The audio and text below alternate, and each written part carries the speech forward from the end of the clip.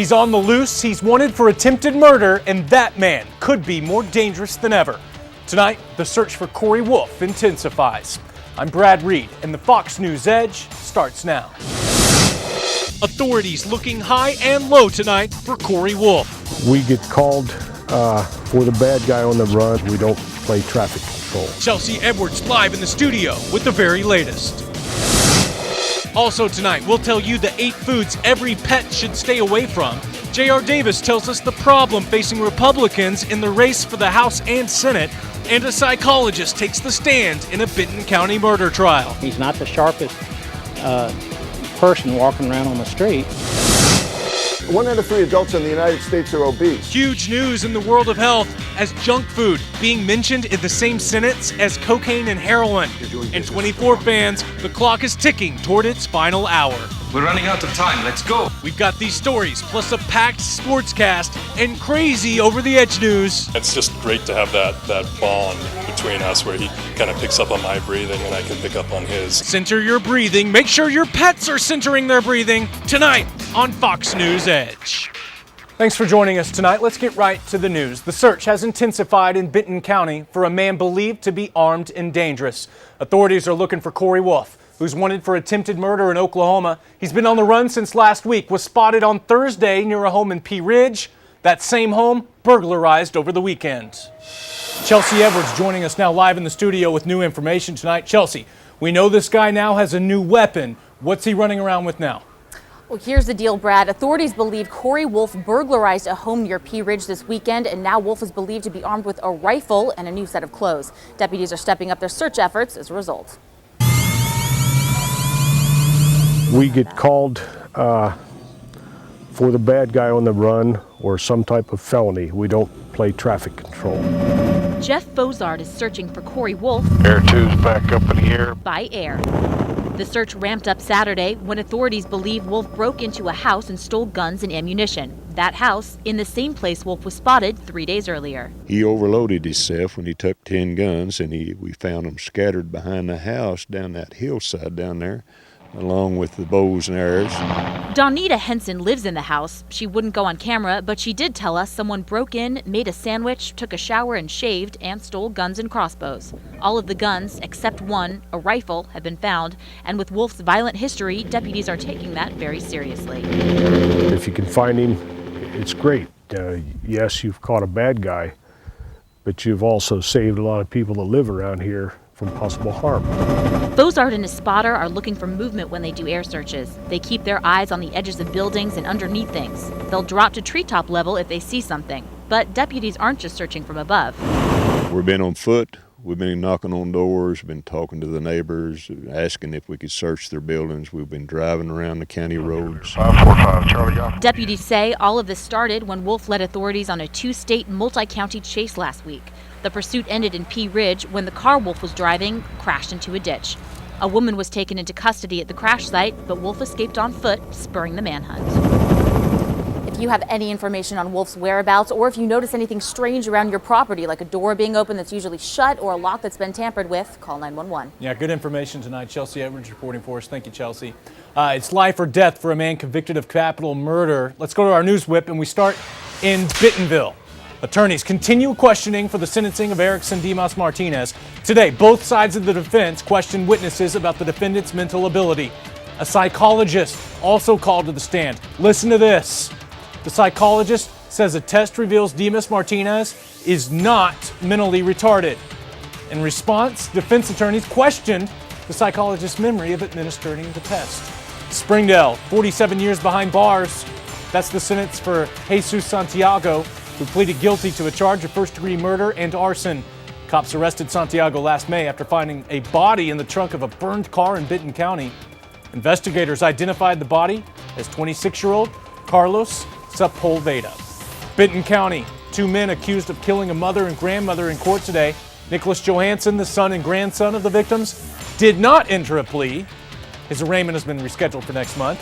But Michael Winters entered a plea of not guilty to capital murder. Skeletal remains of Christina and Louise Bishop were discovered last month near Avoca. Fayetteville, a University of Arkansas student, sharing her story of survival. Tonight, Caitlin Mitchell giving a special lecture to other university students about the dangers of drinking and driving. Here's what you're looking at. Caitlin, her family, and some friends hit by a suspected drunk driver on their way home from a concert back in 2001. Caitlin in a coma for 5 weeks. Her best friend killed in the accident. Rogers, police responding to reports of a man sitting on the overpass at exit 85 just after lunchtime. Witnesses say he had one leg dangling over the side. Officers eventually got the man off the overpass, as you see in the video there.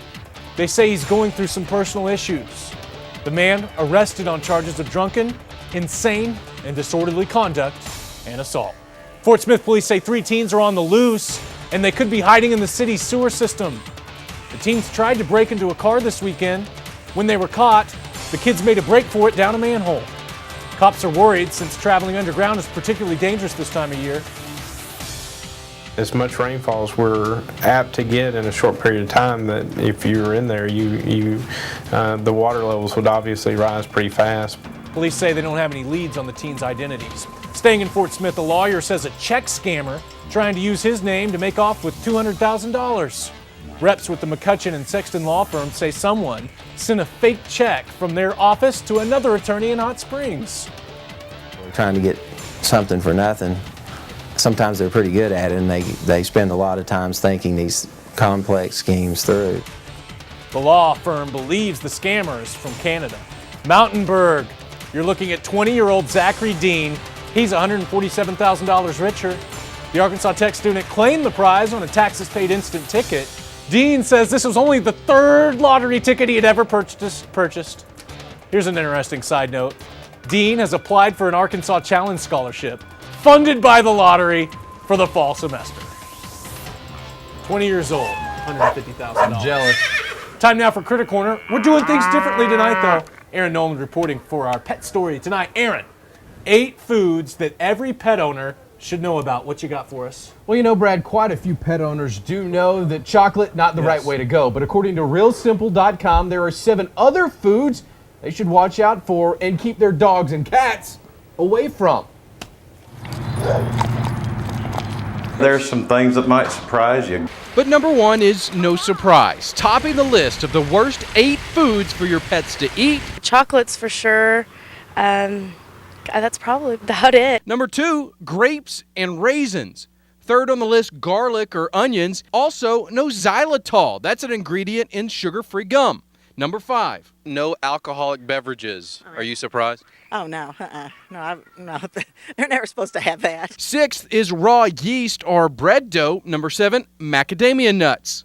I wouldn't have given them nuts. They do like to eat tree bark, though. And finally, no guacamole. Avocados, bad for pets. Dr. Jack Herring at the Weddington Animal Hospital says to stay away from these 8 things, but also be careful of any food you feed your pet. Moderation with anything. I mean, as a rule of thumb, I tell my clients, don't ever let, the table scraps, anything you eat, as opposed to their dog food, exceed 10%. Because after all, pets really are part of the family. Yeah, mine are like my kids. It would kill me to know that I fed them something that would be harmful to them. Brad, some of these are quite obvious. Other than those, very interesting to me, grapes. Right. In fact, Dr. Herring says he has seen a case of grapes killing a dog. That's amazing. We're talking about this on our Facebook fan page. One of our Facebook fans wrote that pistachios killed his dog. Interesting that you had on that list macadamia nuts. Yeah. So it's interesting. It affects a lot of people, a lot of pet owners. Yeah, there are a lot of pet owners out there, and there's a lot of things that you definitely do need to watch out for and be very careful about, and basically do research and know what you're feeding your dogs. Yeah. Good story. Thank you for that, Aaron Nolan. Again, we've got that on our Facebook fan page. On NWAHomepage.com, we've got Critter Corner.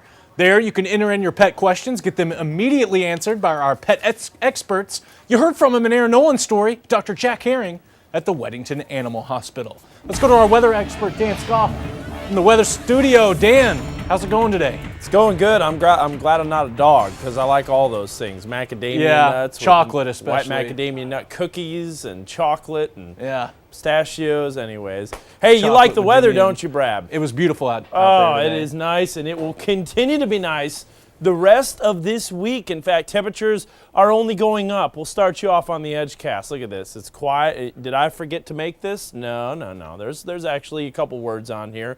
Not much, though. Windy conditions will develop. That'll be a big change from tomorrow compared to today. The winds, they were nice and light. Callie was hitting home runs, not having to worry about where the wiffle balls were going at all. And the Edgecast shows these windy conditions continuing to drift in Wednesday afternoon into the evening. We're looking at wind gusts exceeding 20 to 30 miles an hour. So the winds will be cranking up.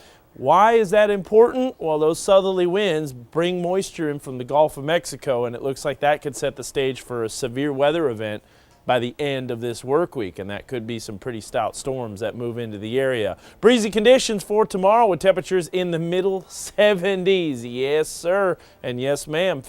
75 in Fayetteville, 76 in West Fork with a 77-degree reading in Winslow. And as we move into eastern Oklahoma, 80 degrees in Poto, Stigler, Tallahena. Windy conditions the farther west you go. We're talking winds that will increase fire danger because it is very dry out there. So that is a little bit of the fly in the ointment in terms of our beautiful weather this week. But it will be warm. It just is going to come along with the winds. We'll show you when those severe weather chances will crank up coming up in the next Weather Edge. I'm just going to enjoy the nice weather while we got it. Enjoy it. All right, thank you for that, Dan Scoff. We mentioned it earlier in the show, some health news. Listen to this health expert. This is a huge epidemic leading to many diseases that I treat every day. Junk food now technically an addiction. Find out why after the break. Plus, J.R. Davis with tonight's Midterm Monday report. Political junkies, stick around to hear what Congressman Bozeman said on Fox News earlier today.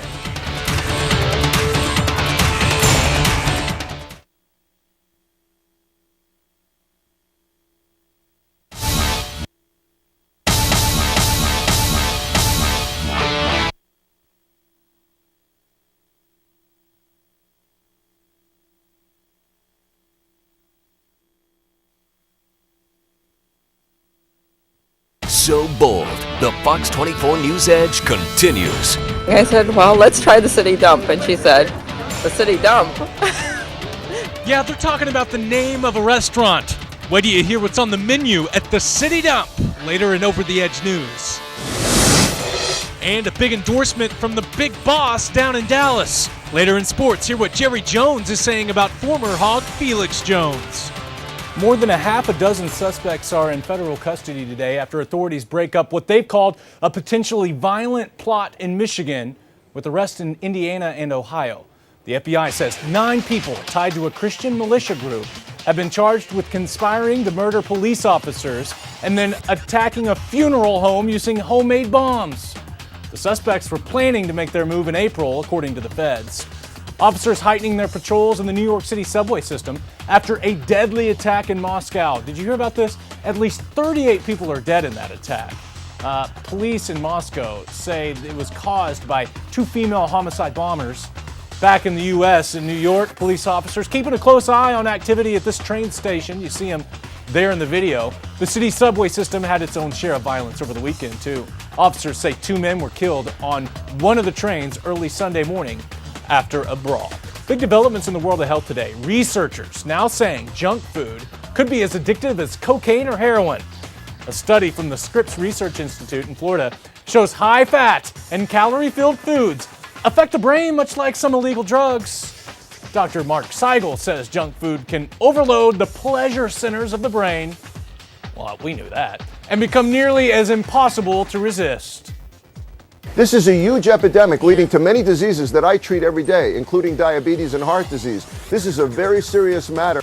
I think the fact that it's now officially an addiction